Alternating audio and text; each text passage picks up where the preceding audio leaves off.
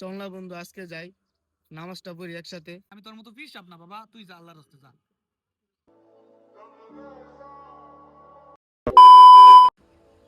হ্যাঁ মা, আচ্ছা আচ্ছা, ঠিক আছে মা। 5 মিনিটের মধ্যে দেখা করবো বাসায়। হ্যাঁ হ্যাঁ।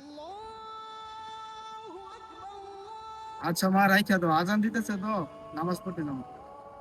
আচ্ছা বন্ধু, চল, আজান দিতেছে, নামাজ পড়তে যাই। বন্ধু, আজকে আমার শরীরটা ভালো লাগতেছে না, মাথা ব্যথা করতেছে। আর তোর এর মধ্যে যে র্যাঙ্ক র্যাঙ্ক র্যাঙ্ক পয়সা ঢুকে গেছি তো, আমি বন্ধু বাসায় গিয়ে নামাজ পড়বো। বাসায় গিয়ে নামাজ পড়বি? এটা তো তুই কালকেও গেলি, কিন্তু গেলি না। চল না বন্ধু, আজকে যাই, নামাজটা পড়ি একসাথে। নামাজটা পড়লে অনেক শান্তি লাগবে। চল। আরে বেটা, যা সেন্সে বেটা, গেম খেলতেছি বেটা, কইতেছি বেটা, তাও একারে কানের সামনে কাউকে করতেছিস বেটা। আমি তোর মতো ফিস না বাবা, তুই যা, আল্লাহর রাস্তায় যা।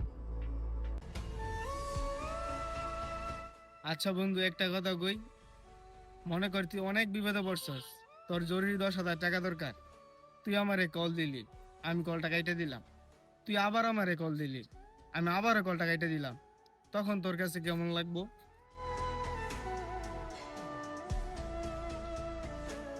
খুব খারাপ লাগবো। বাপ মু বিপদের সময় বন্ধু পাশে নাই। দেখ বন্ধু, আমরা দুনিয়াতে যেমন সারাক্ষণ একসাথে কাটাই, ঘোরাঘুরি করি, জান্নাতে আমরা একসাথে যেতে চাই। আর এটা তো নামাজ ছাড়া সম্ভব না। চল নামাজে যাই। আসলে রে বন্ধু, আমি তো অনেকদিন ধরে নামাজ পড়ি না। আমার মধ্যে জানি বন্ধু এখন কেমন ভয় ভয় কাজ করে। আল্লাহ কি আমার নামাজ কবুল করবো?